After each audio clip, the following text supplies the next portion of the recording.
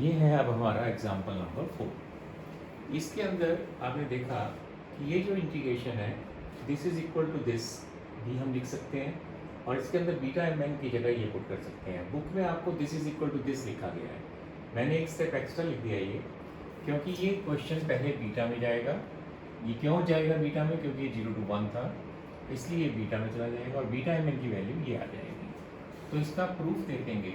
सबसे इम्पोर्टेंट क्या होगा कि सबसे पहले जो आई है आपका उसको ध्यान से लिखेंगे आप। 0 to 1 एक्स की power m minus 1 minus x की पावर m माइनस 1 और divide by a plus X की पावर m प्लस n, और ये आ गया dx।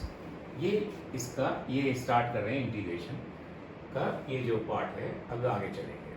सबसे इम्पोर्टेंट चीज़ इसमें क्या होती है कि हमें इसको और इसको एडजस्ट करना होता है। इसकी पावर को तो हम बाद में देखेंगे क्या पावर लेंगे, और ये जो dx है इसको सबसे पहले हम, बाकी चीज़ें अभी कुछ नहीं करना हमने, नो पावर ये भी लिखनी, कुछ नहीं लिखना मैं। सबसे पहले इसके साथ हमें इसको अंदर इसको और इसको एक ब्रैकेट में लेना होता है, और उसके बाद पुट करना होता है x divide by a plus x को हमें ऊपर वाले x को z और नीचे वाले x को 1, तो ये पुट करना होता है। उसके बाद आप ये देखेंगे कि x अगर 0 है तो z is equal to 0, x is equal to 1 है तो z इज इक्वल टू 1 बन जाएगा। पुट करके देख लीजिए सारा ये आ जाएगा। इसके बाद इसका डेरिवेटिव ले लेंगे, इसका डेरिवेटिव हो जाएगा u बाई वी फॉर्म करेंगे तो a प्लस एक्स का होल स्क्वायर, ओके, तो ये होल स्क्वायर आ जाएगा, और ऊपर a plus x as it is into 1 minus में x as it is into में 1, और ये आ गया dx is equal to dz divide by a plus 1 आ गया। इससे कट जाएगा, a को उसके नीचे ले जाएंगे तो ये आ जाएगा a प्लस एक्स का होल स्क्वायर और dz, ये आपका आना ही आना है। और इसका मतलब ये हुआ कि जब dx के साथ आपने क्या, dx के साथ क्या टर्म लेनी है a प्लस एक्स, तो ये ऑटोमेटिकली आपका ये dx के साथ आपने a प्लस एक्स का होल स्क्वायर लिख देना है, वो एडजस्ट इधर से होगा बाद में। अब आप ये देखेंगे सिर्फ एक टर्म बची है ये, इसकी पावर में क्या था n माइनस 1। अब मैं सबकी पावर लेने जा रहा हूँ। इसकी पावर क्या थी ऊपर, इसकी पावर क्या थी m माइनस 1, इसकी पावर क्या थी n माइनस 1, और इसके नीचे हम a प्लस एक्स देकर आप थोड़ा सा इसको बुक के देखेंगे। अब आप a प्लस, ये देखिए ये इंटीग्रेशन ऐसे लिखा गया, थोड़ा सा हिंट ये मिला कि इस क्वांटिटी को क्यों लिखा गया, बिकॉज ऑफ दिस। और बाकी क्या हुआ, अब पावर को देख लीजिए, पावर को कैसे, a प्लस एक्स की power m minus 1, a plus X की पावर n माइनस 1, तो a प्लस एक्स की टोटल पावर आ गई m minus 1 plus n minus 1, और नीचे प्लस 2 है ये, तो ये a प्लस एक्स की पावर टोटल आ गई m प्लस n, जो कि ऑलरेडी थी। तो इसका मतलब है कि ये क्वेश्चन पहला इंटीग्रेशन आपको ऐसे लिखना पड़ेगा। ये क्वेश्चन इसको, ये स्टेप आपको मैंने कहा है कि कैसे थोड़ा सा लॉजिक देकर आपको समझाने की कोशिश की है कि ये इंटीग्रेशन को आपको ऐसे स्टार्टिंग में लिखना पड़ेगा। या जब आप इसको लिख लेंगे, अब हम अपना क्वेश्चन को जेड में लेके चलते हैं। देखिए इसकी वैल्यू ऑलरेडी आपको पता है जेड, ये आपको ये पता है जेड में ए हमारे लिए वो बाहर आ जाएगा बाद में। इसमें क्या किया, इसको क्रॉस मल्टीप्लाई कर लो। आप बुक को देखेंगे तो इसको क्रॉस मल्टीप्लाई करेंगे तो यहाँ से एक्स की वैल्यू, मैं बुक को देख के लिख रहा हूँ, यहाँ से एक्स की वैल्यू निकाल रहा है A Z divide by A plus 1 minus Z, ये वैल्यू आ जाएगी। ये आपने संभाल के रख लेंगे, क्यों? क्योंकि वो इसमें पुट करनी है। अब आपका ये क्वेश्चन जो था आई जो था वो बदल जाएगा जेड में। कैसे? ये आ जाएगा Z divide by A plus 1 की पावर में m माइनस 1, और इस x की जगह आप पुट कर देंगे ये वाली value A Z divide by A plus 1 minus Z divide by नीचे क्या a plus A Z divide by A plus 1 minus Z, ये वैल्यू पुट होगी टोटल, ये टोटल वैल्यू पुट हो जाएगी इसकी, ओके। इसकी पावर क्या थी n माइनस 1, इसकी वैल्यू ऑलरेडी आपके पास आ चुकी है। कैसे आई है, ये a को इसके नीचे ले जाना था, मैं a को यहाँ ले जाना भूल गया, तो ये आ जाएगा dz divide by a into A plus 1। अब आपने क्या करना है, हाँ जी, ये क्या था आपका, दिस इज z, ओके। तो अब आपने क्या करना है, ये लिमिट क्या थी 0 to 1, ये सारा क्वेश्चन किस में चला गया, z में। अब जो a की टर्म्स हैं वो सारी की सारी बाहर आ जाएंगी। इसका जब आप ये वाला एलसीएम लेंगे, ये एलसीएम लेना है, और ये इसका जो एलसीएम है आपस में कट जाएगा, तो टोटल आपका जो आएगा, जो a वाली टर्म है वो बाहर आ जाएंगी, वो मैं लिखने जा रहा हूँ। ए वाली सारी टर्म जो बाहर आएंगी वो मैं लिख देता हूँ। ए की पावर एन आएगा बाहर, फिर ए प्लस वन की पावर आएगा एम आएगा, जो अंदर जेड की टर्म्स रह जाएंगी वो ये रहेगी जेड की पावर एम माइनस वन, और उसके बाद वन माइनस जेड की पावर क्या रह जाएगा एन माइनस वन और टी जेड। और आपको पता है कि ये वाला जो फार्मूला हमारा बीटा एम एन होता है, तो हमारा रिजल्ट बन गया ए की power N A plus one की power M beta M N, और बीटा एम एन की जो वैल्यू होती है वो पुट कर देंगे, तो वो क्या वैल्यू होती है gamma n divide by gamma m plus n. तो ये रिजल्ट आ जाएगा, ये वाला भी आ गया, ये वाला भी आ गया। सिर्फ आपको जो इसमें सबसे इम्पोर्टेंट स्टेप है वो ये है कि जो हमारा ये जो इंटीग्रेशन था इसको आपने रीराइट करके ऐसे लिखना। क्या लॉजिक था कि आपको इन दोनों को पहले इकट्ठा लेना होता है, पावर को हमने बाद में देखना है, फिर उसके बाद आपको पता है इस क्वांटिटी को जेड पुट करना होता है, तो जेड करके ये भी लिखना है, ये तो आएगा ही आएगा। उसके बाद जो एडजस्टमेंट है थोड़ी सी, आपको वन माइनस एक्स लिखना ही लिखना है, तो ये पावर एन माइनस वन आ गई, ये पावर ये आ गई। तो आप देखेंगे कि ए प्लस एक्स ये सारा का सारा देखेंगे तो सारा का सारा ये जो इंटीग्रेशन है इसको ऐसे लिख सकते हैं। तो this is very important example, जिसको हम बीटा फंक्शन में भी कर सकते थे और गामा फंक्शन में भी हमने इसको कर लिया। तो ये था हमारा example number 4। Example number 4 is very important. अब हम चलते हैं नेक्स्ट एग्जाम्पल, क्योंकि इसके सारे एग्जाम्पल आपने सबसे पहले इसका जो क्वेश्चन आता है वो इसके एग्जाम्पल से ही आने की उम्मीद होती है। हमें एग्जाम्पल अच्छी तरह से आपको करने हैं। नेक्स्ट है हमारा आर्टिकल, देखते हैं। नेक्स्ट है हमारा आर्टिकल है, और इसको भी हम ऐसे एक पहले एग्जाम्पल दिया हुआ है एग्जाम्पल 5, उसके बाद आर्टिकल है एग्जाम्पल 5। वेरी सिंपल, क्या है 0 टू इन्फिनिटी एक्स की power 4 1 minus x square divide by 1 plus X की पावर 12। ये लीजिए तो ये इसको हमने आई ले लिया, this is suppose to be I. इसका प्रूफ देखते हैं। प्रूफ में ये अच्छा क्वेश्चन है, तो आई को आपने सबसे पहले 0 टू इन्फिनिटी इसको अंदर ले जाना है, ये एक्स की पावर 6 हो जाएगा, इसको ब्रैकेट में खोल दिया 1 प्लस एक्स की पावर 12 dx। इसके दो इंटीग्रेशन ले लेने आपने, ये एक्स की पावर 4 1 प्लस एक्स की पावर 12 dx अलग कर दिया, 0 टू इन्फिनिटी एक्स की पावर 6 1 प्लस एक्स की पावर 12 और dx अलग हो गया। एक रिजल्ट हमने पढ़ा था कि 0 टू इन्फिनिटी एक्स की power m minus 1 plus X की power m plus n dx हो, या 0 टू इन्फिनिटी एक्स की power n minus 1 plus X की power m plus n dx हो। बेशक पावर ऊपर, तो इसका दोनों का आंसर क्या होता है बीटा एम एन। ये हम पढ़ चुके हैं। इसको थोड़ा सा एडजस्ट करना पड़ेगा आपको। 0 टू इन्फिनिटी आप देखेंगे कि ये 4 जो है इसको 5 माइनस 1 लिख दीजिए, और इसके अंदर एक फैक्टर 5 बना दीजिए। ये देखिए 1 प्लस एक्स 5 प्लस 7 हो जाएगा, और यहाँ पर आपने 0 टू एक्स की पावर 7 माइनस इसको कैसे लिखना है, और 1 प्लस एक्स की पावर इसका एक फैक्टर 7 प्लस 5 आ जाएगा dx। अब आप इसको इससे मिलाएंगे तो यहाँ जो क्वांटिटी यहाँ है, और देखिए ये अगर m है तो ये m प्लस n हो गया, तो ये आ गया आपका 5 7 आ गया, और माइनस, और अगर ये है तो इसको हमने ये और साथ में क्या लिखेंगे 7 5। और आपको पता है एक रिजल्ट बीटा एम एन और बीटा एन एम ये सिमेट्रिकल होते हैं, ये बराबर होते हैं। तो इसका मतलब 5 7 और 7 5 दोनों बराबर हैं, और बीच में माइनस साइन है, तो आंसर क्या आ जाएगा 0। तो ये बहुत अच्छा एग्जाम्पल है, ये भी बहुत ईजी है और अच्छा है, बट ये लॉजिक आपने वहाँ देना पड़ेगा, ये भी लॉजिक वहाँ आपको देना पड़ेगा। जितनी लॉजिक आपको यूज़ करते हैं उसका आपको रीज़न बना के उसको देना पड़ता है। तो ये था जी हमारा एग्जाम्पल नंबर 5। अब हम चलते हैं नेक्स्ट एग्जाम्पल। नेक्स्ट आपका आर्टिकल है। आर्टिकल में क्या है, कहता है आर्टिकल, ये बहुत इंपॉर्टेंट आर्टिकल है, ये भी 2.6 आर्टिकल 2.6 कहता है एवेल्युएट। किसको एवेल्युएट करना है हमें 0 टू पाई बाई 2।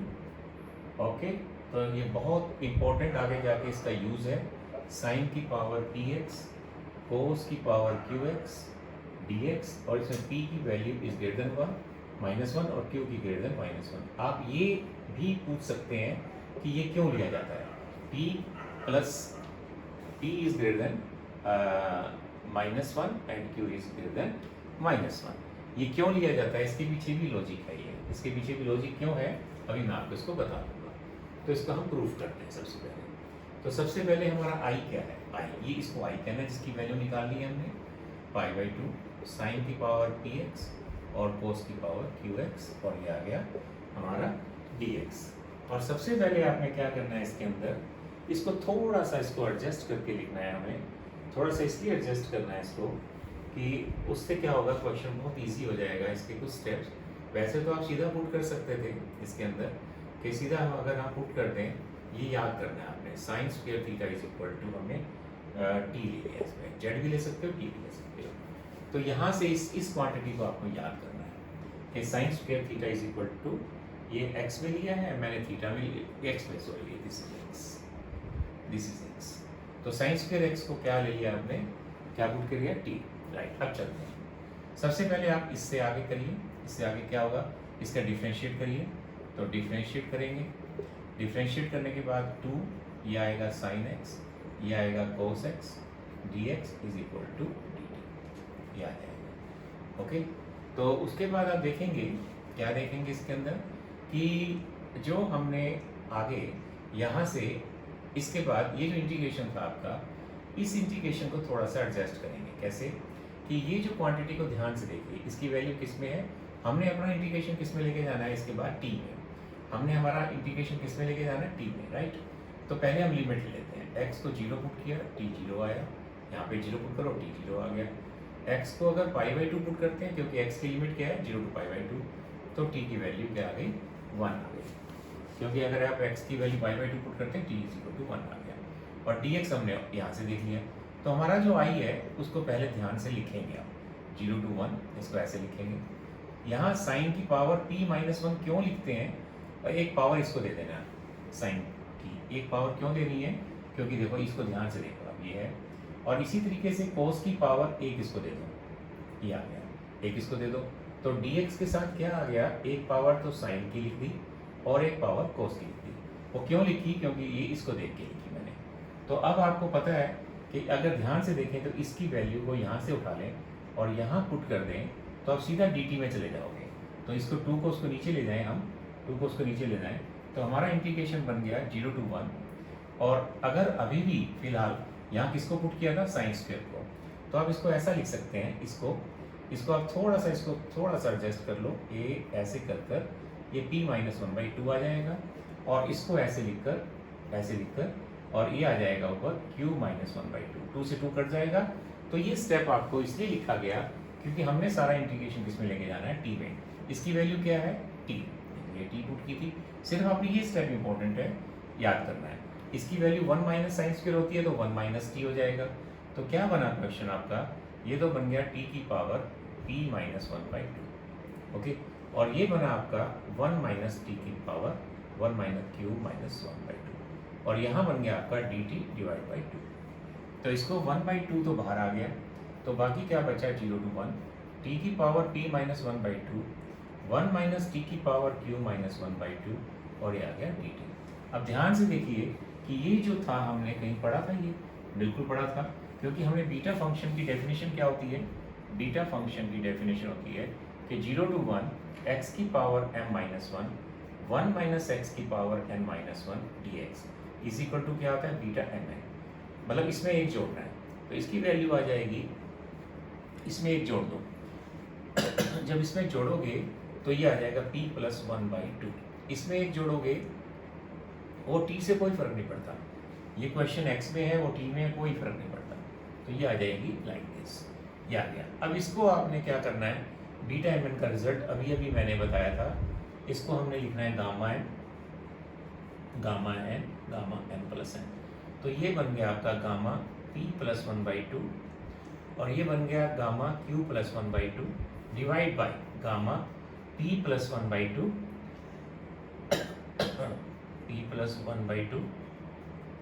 q+1/2। ये था जी सबसे इम्पोर्टेंट रिजल्ट, ये सबसे इम्पोर्टेंट रिजल्ट है, इसको ऐसे ब्रैकेट में रख डाल दो।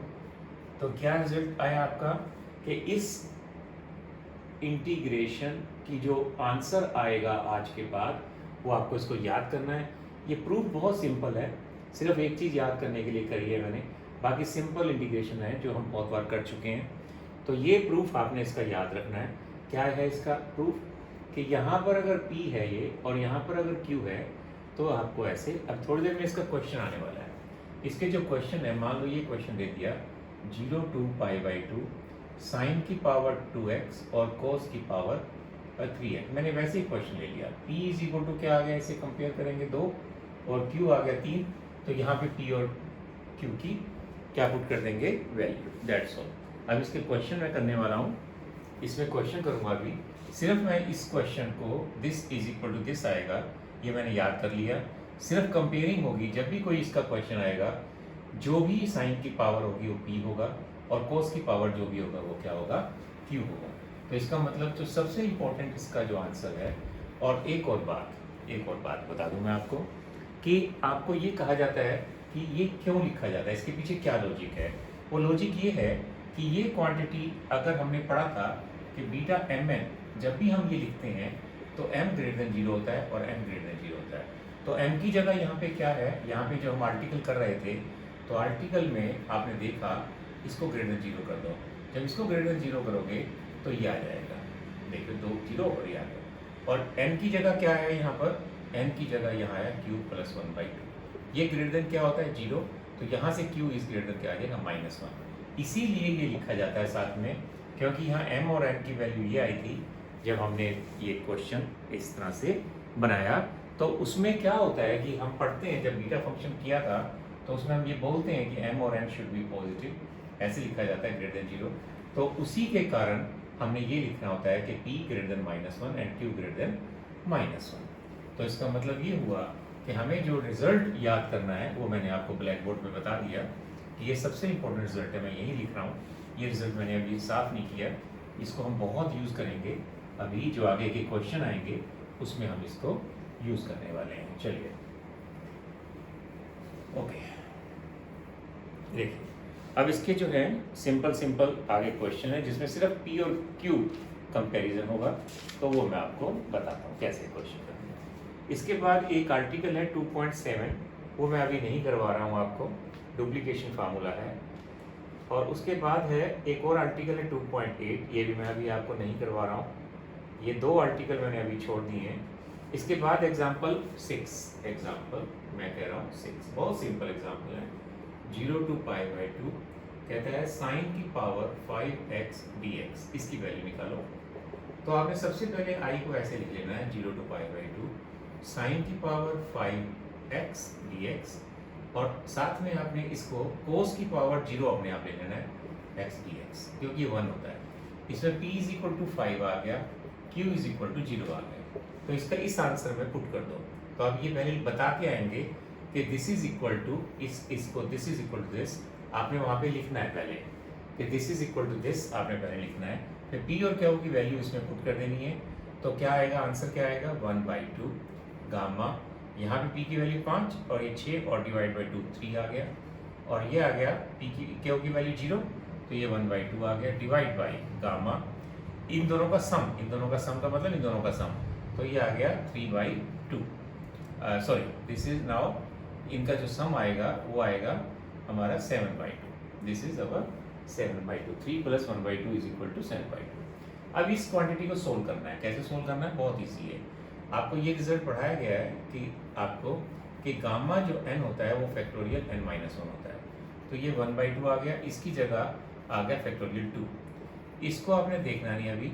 और एक और रिजल्ट था कि gamma n is equal to n-1 gamma n-1, तो इसको आपने लिखना है 7/2 में से, ये यहाँ लिख देता हूँ मैं, 7/2 को आप लिख सकते हैं इसमें से 7/2 में से -1 करिए, तो ये 5/2 और ये आएगा 5/2।